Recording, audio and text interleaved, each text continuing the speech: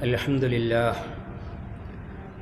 لله رب الأرض والسماء جعل العلماء ورثة الأنبياء ونشهد أن لا إله إلا الله وحده لا شريك له ونشهد أن محمدًا عبده ورسوله أرسله بالهدى ودين الحق ليظهره على الدين كله ولو كره المشركون اللهم صل على محمد وعلى آل محمد وبارك على محمد وعلى آل محمد كما صليت وباركت على إبراهيم وعلى آل إبراهيم إنك حميد مجيد أما بعد فأوصيكم عباد الله ونفسي بتقوى الله أعوذ بالله السميع العليم من الشيطان الرجيم واتقوا الله ويعلمكم الله والله بكل شيء عليم ആദരണീയരായ സത്യവിശ്വാസികളായ സഹോദരങ്ങളെ, സൃഷ്ടാവും രക്ഷകനുമായ കാരുണ്യവാനായ റഹ്മാനും റഹീമുമായ റബ്ബ് തമ്പുരാൻ്റെ വിധിവിലക്കുകൾ മനസ്സിലാക്കി അത് ജീവിതത്തിൽ പാലിക്കുന്ന അവൻ്റെ ഇഷ്ടദാസന്മാരായി എല്ലാ ദോഷങ്ങളിൽ നിന്നും വിട്ടുനിൽക്കുന്ന ധർമ്മനിഷ്ഠയുള്ള മുത്തഖികളായി അങ്ങനെ നല്ല മനുഷ്യന്മാരായി തീരാൻ പരിശ്രമിക്കണമെന്ന് എന്നോടും ശേഷം നിങ്ങളോടും ഉണർത്തുകയാണ്. പിന്നെയും ഒരു ജുമുഅ ദിവസം അതിൻ്റെ എല്ലാ ഖൈറുകളും ലഭിക്കുന്ന ഭാഗ്യവാന്മാരിൽ റബ്ബ് നമ്മെ ചേർക്കുമാറാവട്ടെ. നമ്മുടെ എല്ലാ കുറവുകളും പിഴവുകളും റഹ്മാനായ തമ്പുരാൻ പുറത്തു മാപ്പാക്കി തരുമാറാവട്ടെ. റബിയുൽ അവ്വൽ മാസത്തിലാണ്, അതിൻ്റെ ആദ്യ ദിവസങ്ങളിലൂടെയാണ് നമ്മൾ കടന്നു പോകുന്നത്. ഈ അവസരത്തിൽ മുസ്ലിം ലോകത്ത് മുഴുവൻ ഹബീബായ മുഹമ്മദ് മുസ്തഫ റസൂലുള്ളാഹി സ്വല്ലല്ലാഹു അലൈഹി വസല്ലമയുടെ ഓർമ്മകളും പ്രകീർത്തനങ്ങളും ആഘോഷങ്ങളുമൊക്കെയാണ്. എന്നാൽ ഈ അവസരത്തിൽ എല്ലാ അവസരത്തിലും എന്നതുപോലെ നാം പ്രവാചക തിരുമേനിയുടെ സല്ലല്ലാഹു അലൈഹി വസല്ലം ജന്മമോ ചരമമോ എന്ത് തന്നെ നമ്മൾ ഓർക്കുകയും ചരിത്രത്തിലേക്ക് സ്നേഹ ബഹുമാനത്തോടുകൂടി തിരിഞ്ഞു നോക്കുകയും ചെയ്യുമ്പോൾ നമുക്ക് ചെയ്യാനുള്ളത് ഉന്നതമായ ആ മഹൽ വ്യക്തിത്വത്തിൻ്റെ മാതൃക സ്വീകരിക്കുക, പഠിക്കാനും പിൻപറ്റാനും ശ്രമിക്കുക എന്നതാണ്. വിജ്ഞാനം അതാണ് പ്രവാചകചര്യ മനസ്സിലാക്കാനുള്ള വഴി. കുറുക്കു വഴികൾ അതിനില്ല. പഠിക്കുകയും പ്രാവർത്തികമാക്കുകയും ചെയ്യുക എന്നതാണ്. ഈ അവസരത്തിൽ പ്രവാചക തിരുമേനി സല്ലല്ലാഹു അലൈഹി വസല്ലമയുടെ ചര്യ, അവിടുത്തെ വചനങ്ങളും ജീവിത മാതൃകയും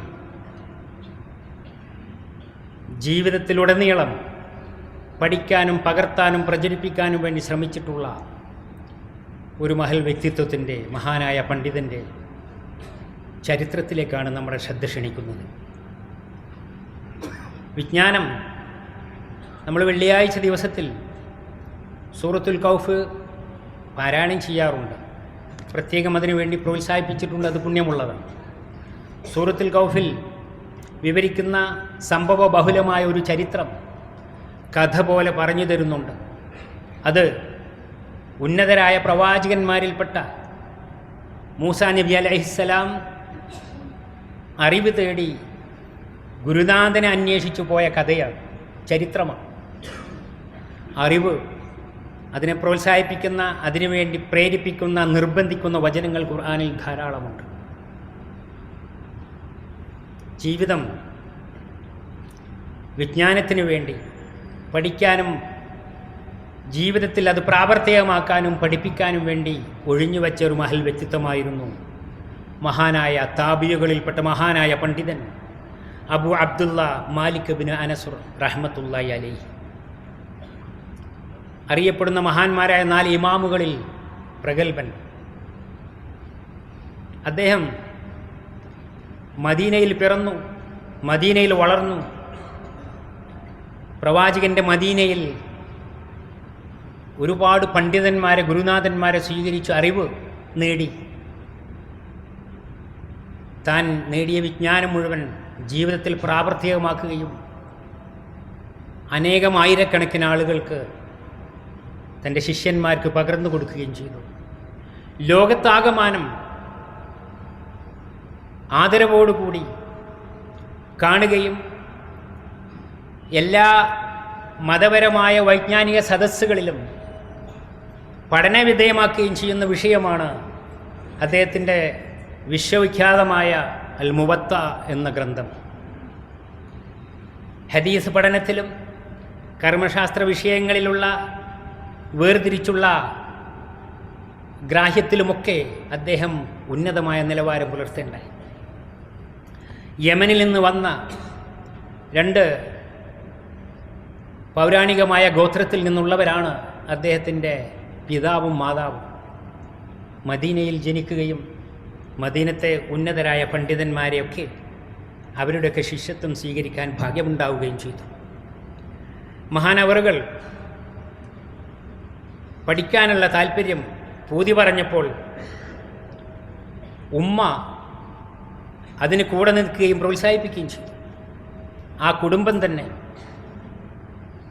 പിതാമഹനും പിതാവും പിതൃ സഹോദരന്മാരുമെല്ലാം പണ്ഡിതന്മാരും അറിവിനെ ആദരിക്കുന്നവരും അതിനുവേണ്ടി ജീവിതം ഒഴിഞ്ഞുവെച്ചവരുമായിരുന്നു. ഉമ്മ ഉള്ളതിൽ നല്ല വസ്ത്രങ്ങളൊക്കെ അണിയിച്ച് അദ്ദേഹത്തെ പഠിക്കാൻ വേണ്ടി ഒരു മാതൃകയുള്ള വിദ്യാർത്ഥിയാക്കിയിട്ട് വീട്ടിൽ നിന്ന് തന്നെ അതിനെ ഒരുക്കി ഗുരുനാഥൻ്റെ അടുത്തേക്ക് അയച്ചു. അങ്ങനെ മഹാനായ അദ്ദേഹത്തെക്കുറിച്ച് ഇമാം ഷാഫി റഹ്മത്തുള്ളാഹി അലൈഹി,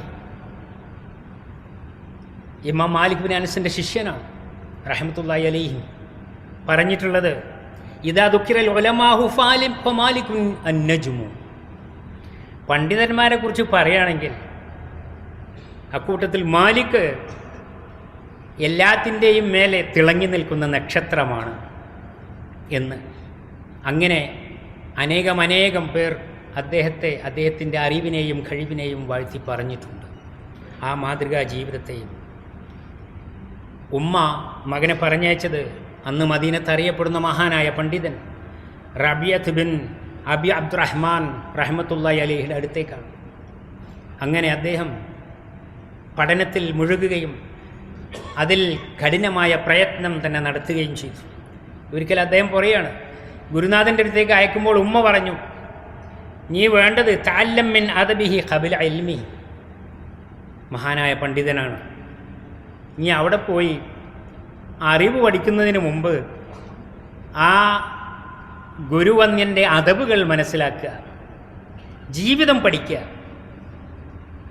പരസ്പരമുള്ള സ്നേഹത്തിൻ്റെയും ആദരവിൻ്റെയും അറിവിനെ ബഹുമാനിക്കുന്നതിൻ്റെയും പ്രവാചകരുടെ വചനങ്ങൾ പറയുകയും പഠിക്കുകയും ചെയ്യുന്നതിൻ്റെ രീതിയും അതിൻ്റെ മര്യാദകളും സ്വഭാവ ഗുണങ്ങളുമെല്ലാം നീ ആദ്യം പഠിക്കുക എന്ന് അറിവിനെ ആദരിക്കുന്ന ആ ഉമ്മ മകന് പറഞ്ഞു കൊടുക്കുകയാണ്.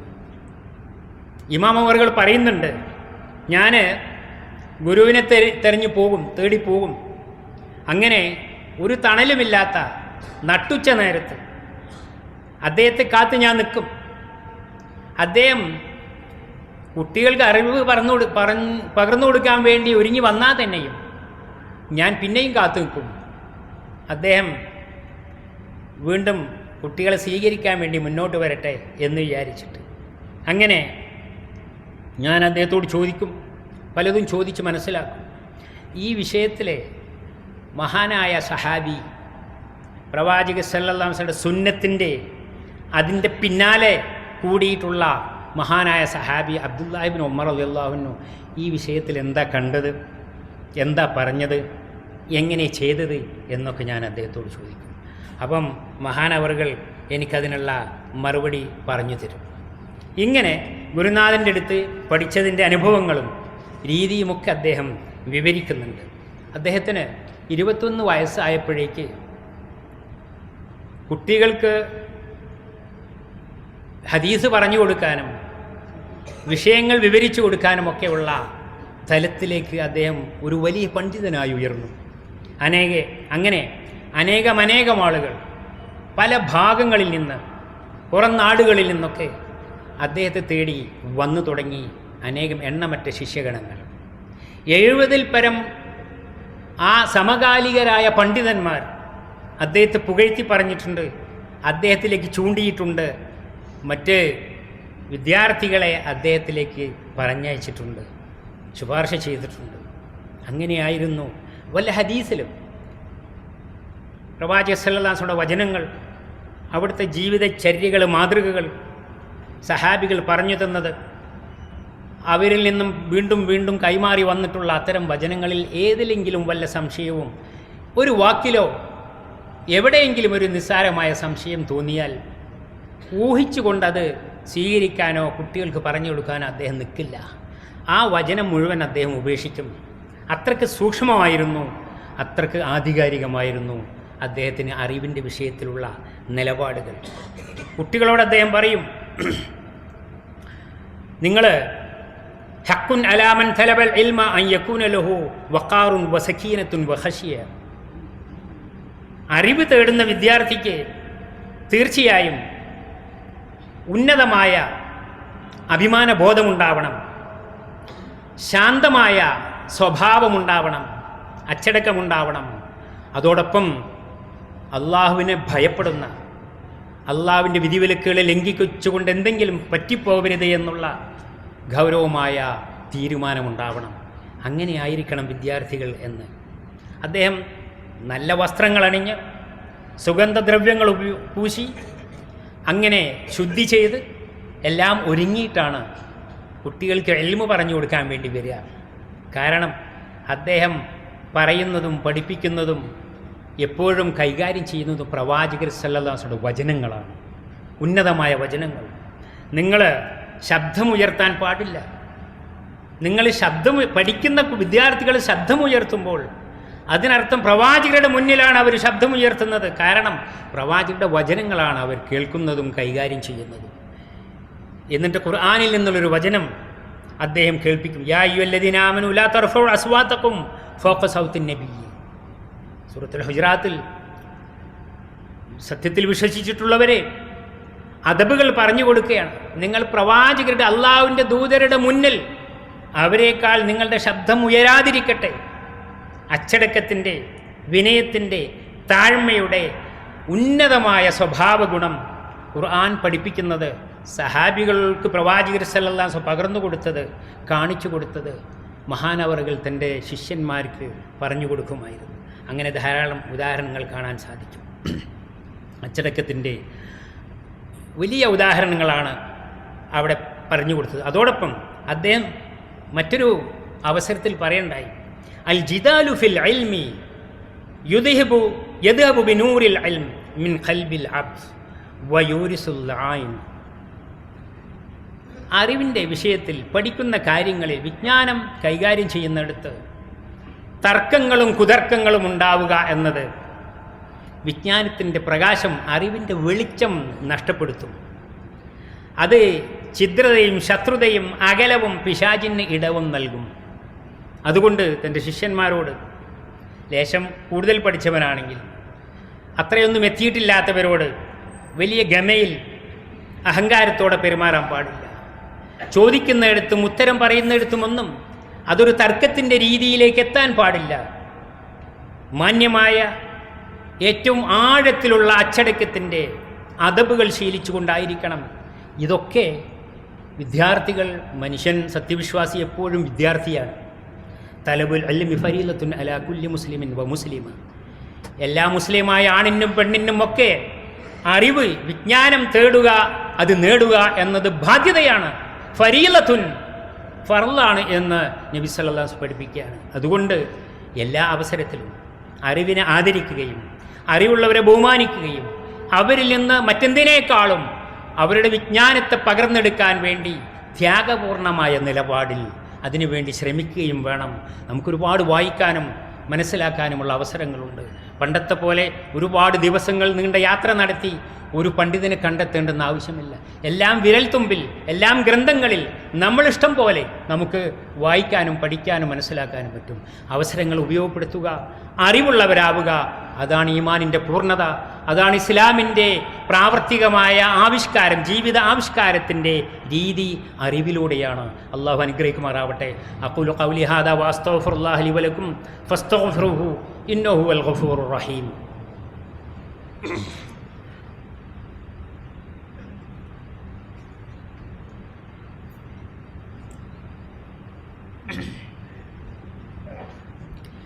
അൽഹംദുലില്ലാഹ് الذي هدانا لهذا وما كنا لنهتدي لولا أن هدانا الله الصلاة والسلام على رسوله الأمين والعاقبة للمتقين يا أيها الذين آمنوا اتقوا الله حق تقاته ولا تموتن إلا وأنتم مسلمون.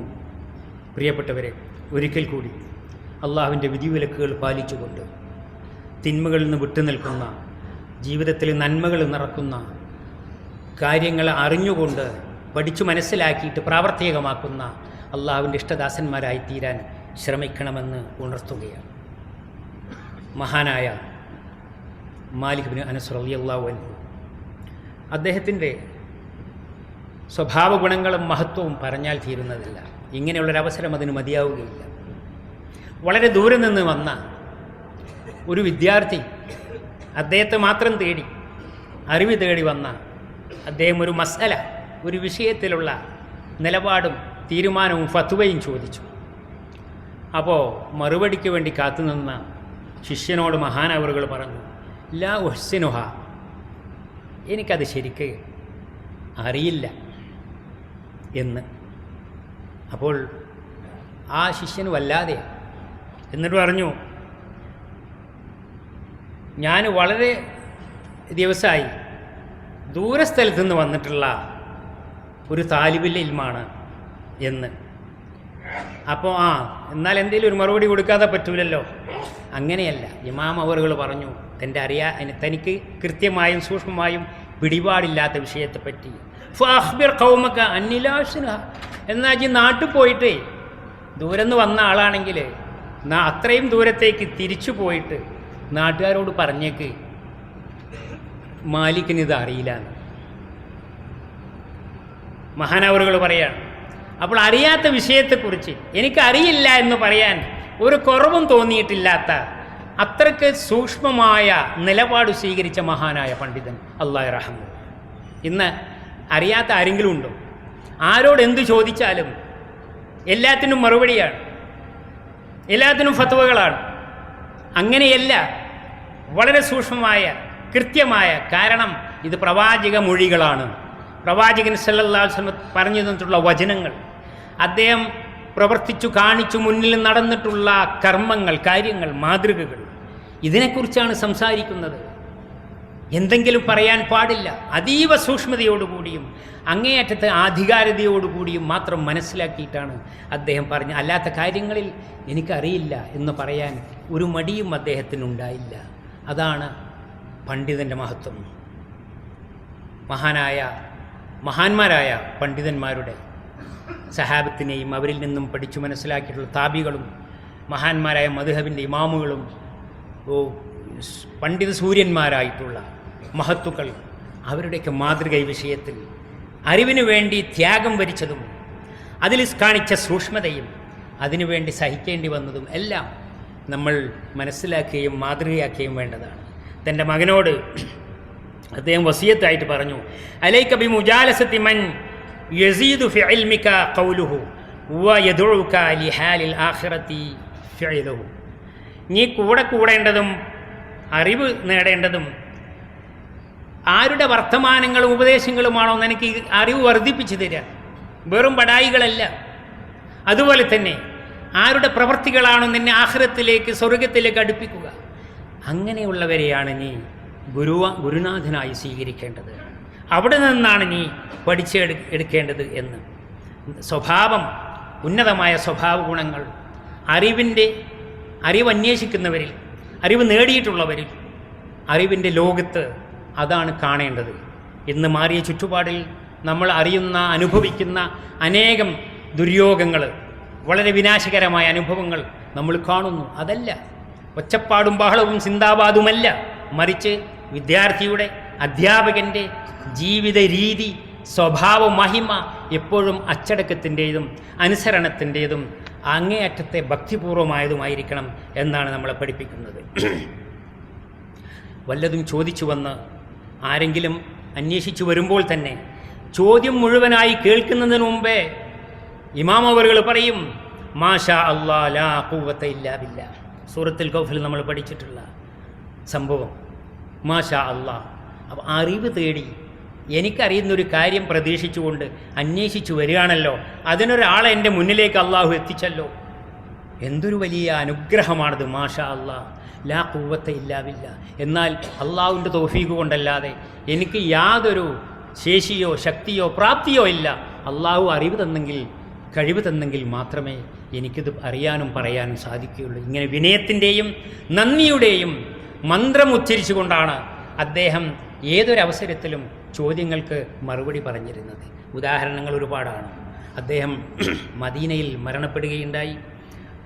മഹാനായ പ്രവാചകർ സല്ലല്ലാഹു അലൈഹി വസല്ലമയുടെ ഓമനപുത്രൻ ഇബ്രാഹിം എന്ന പേരുണ്ടായിരുന്ന അല്ലാഹു റഹ്മ റളിയല്ലാഹു അൻഹു, അദ്ദേഹത്തിൻ്റെ ഖബറിടത്തിനടുത്താണ് ജന്നത്തുൽ ബഖയിൽ മഹാനവറുകളെ മറമാടിയിട്ടുള്ളത്.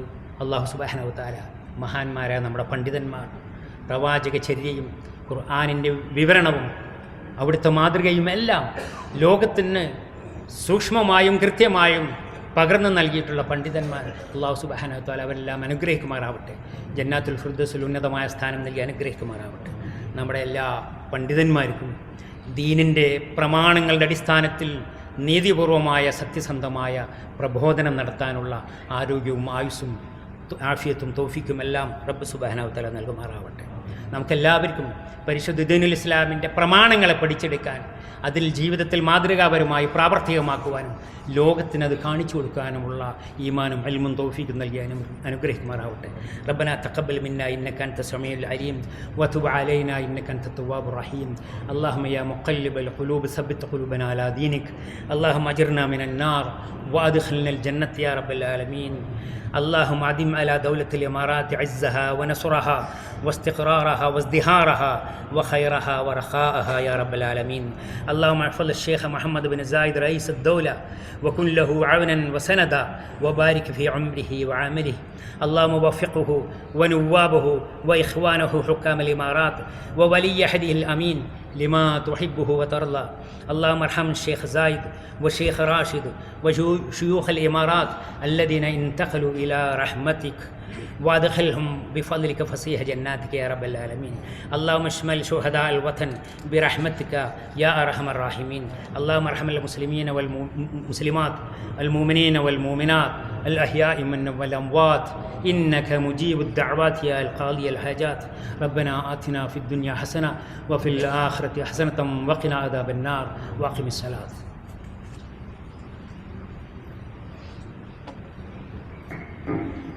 الله